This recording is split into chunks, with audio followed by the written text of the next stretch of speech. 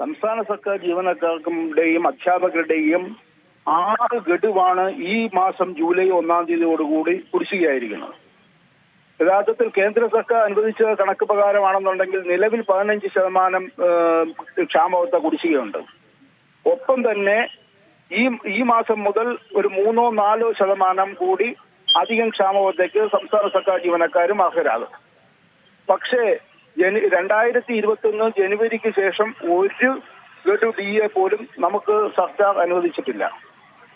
ഇത്തരത്തിലൊരു ദുസ്ഥിതി കേരളത്തിൽ ആദ്യമായിട്ടാണ് ഉണ്ടാകുന്നത്. ഇപ്പോൾ കിട്ടുന്നത് 7% DA ആണ്. ഇപ്പോൾ കിട്ടാനുള്ളത് 15% DA ആണ്. അതായത് 22% മൊത്തം DAയിൽ 7% DA മാത്രമേ നൽകുന്നുള്ളൂ. വിലക്കയറ്റത്തിന്റെ കാലഘട്ടത്തിൽ ഇത് വലിയൊരു ദുരിതത്തിലേക്കാണ് സംസ്ഥാന സർക്കാർ ജീവനക്കാരെ ഇവിടുത്തെ LDF സർക്കാർ തള്ളിയിട്ടിരിക്കുന്നത്. അപ്പോൾ എന്തുകൊണ്ടാണ് ഇങ്ങനെയൊരു അവഗണന എന്നാണ് നിങ്ങൾ കരുതുന്നത്? സംസ്ഥാന സർക്കാർ ജീവനക്കാരോട് ചിറ്റമ്മ നയമാണ് ഈ സർക്കാർ വെച്ച് പുലർത്തുന്നത്. സംസ്ഥാന സർക്കാരിൽ പ്രവർത്തിക്കുന്ന IAS-കാരുടെ എല്ലാ ക്ഷാമബത്തയും അനുവദിച്ചു കഴിഞ്ഞു. സംസ്ഥാന സർക്കാരിൽ ജോലി ചെയ്യുന്ന ജുഡീഷ്യൽ ഓഫീസർമാരുടെ എല്ലാ ക്ഷാമബത്തയും ഈ സർക്കാർ അനുവദിച്ചു കഴിഞ്ഞു. സംസ്ഥാന സർക്കാർ ജീവനക്കാരുടെ, സാധാരണക്കാരായ ജീവനക്കാരുടെയും അധ്യാപകരുടെയും DA മാത്രമാണ് ഈ സർക്കാർ തടഞ്ഞു വെച്ചിരിക്കുന്നത്. അതൊരു ചിറ്റമ്മ നയത്തിന്റെ ഭാഗമാണ്.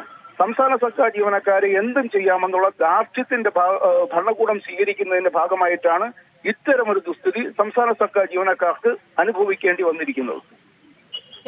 നന്ദി താങ്കളുടെ പ്രതികരണത്തിന്. ഈ വിഷയത്തിൽ സർക്കാർ ചിറ്റമ്മ നയം സ്വീകരിക്കുന്നു എന്നാണ് ഇർഷാദിന്റെ പ്രതികരണം.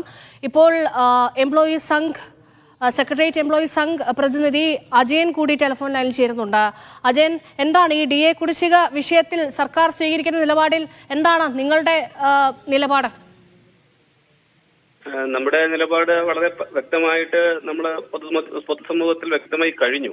കാരണം കോടതികളിലൊക്കെ നമ്മളാണ് ഈ വിഷയവുമായിട്ട് ബന്ധപ്പെട്ട് സമീപിച്ചിരിക്കുന്നത്. DA എന്നുള്ളത് അനന്തമായി നീണ്ടുപോകുന്ന ഒരു സാഹചര്യത്തിൽ അത് ലഭ്യമാകാത്തൊരു സാഹചര്യം സംസ്ഥാനത്തുണ്ടായിരിക്കുന്നു.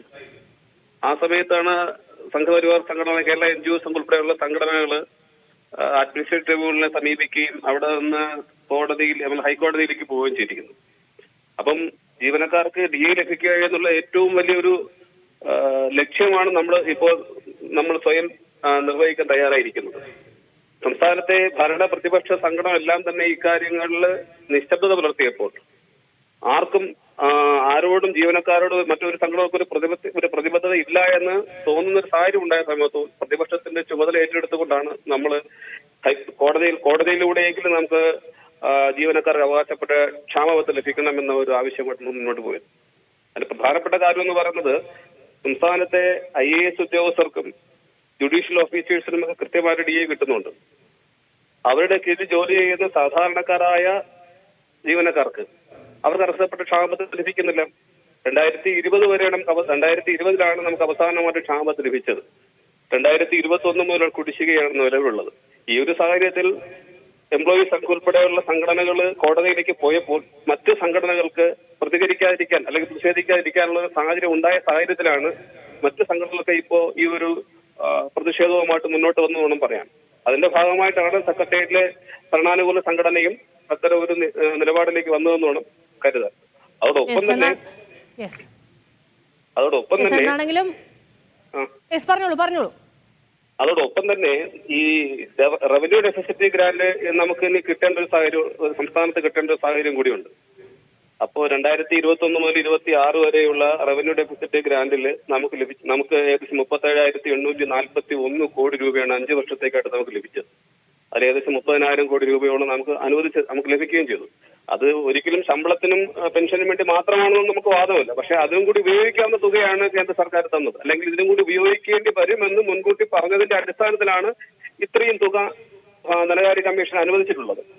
അപ്പോൾ അടുത്ത ധനകാര്യ കമ്മീഷന് മുമ്പാകെ പൈസ നമുക്ക് സർക്കാർ ചോദിക്കണമെന്നുണ്ടെങ്കിൽ ഈ ഒരു DA കൊടുക്കാതെ ഒരിക്കലും പറ്റത്തില്ല. അതുകൊണ്ട് തന്നെ സർക്കാർ അടിയന്തരമായിട്ട് ഉടൻ തന്നെ DA കൊടുക്കുമെന്ന് തന്നെയാണ് നമ്മൾ വിശ്വസിക്കുന്നത്.